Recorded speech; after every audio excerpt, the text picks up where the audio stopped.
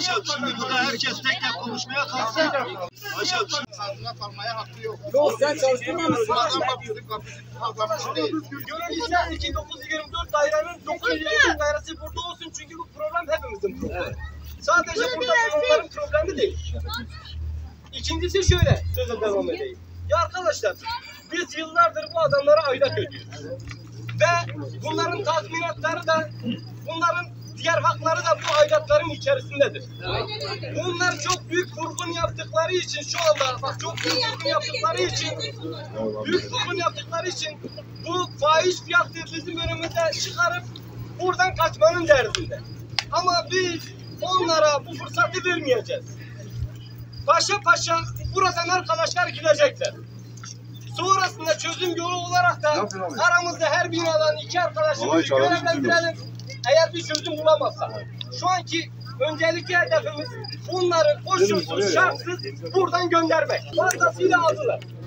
Yani tekrardan daire başına şu kadar olsun. Ondan sonra yok binaların altında kaliter kazanlarımız var, onları satalım. Onların parasıyla çalışanların, onlar emekçiler. Onların karşı kesinlikle hiçbir şeyimiz yok. Saygı duyuyoruz emeklerine. Hiçbir sorunumuz da yok onlarla. Çalışanların site yönetimiyle, site sakinleriyle değil, aylık 934 daire 250 liradan hani ortalama 400-500 lira para yapıyor. Şu an 600 liradan ortalama 1 milyon bir para yapıyor bu. 634 daire. 600 lira bir para arkadaşlar.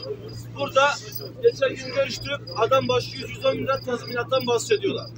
Böyle bir şey yok. Bu adamların muhasebe kaydı olması lazım. Bu adamların gelir giderde dengeli olmaları lazım.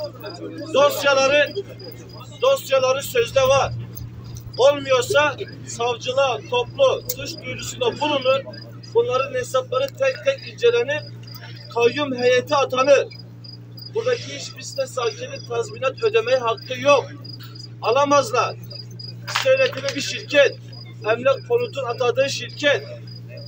Bunlar bizim verdiğimiz aidattan maaş alıyorlar. Maaşlarını neye göre belirliyorlar? 2-3 tane başkan var. Kendilerine aylık maaş ne kadar bağlattılar? Bilginiz var mı? Yok. 6 yıldır bu adamlar burada. 8 yıldır sizi sömürüyorlar. 8 yıldır buna müsaade etmişsiniz. Bu alınan işçilerin anlaşması site yönetimiyle.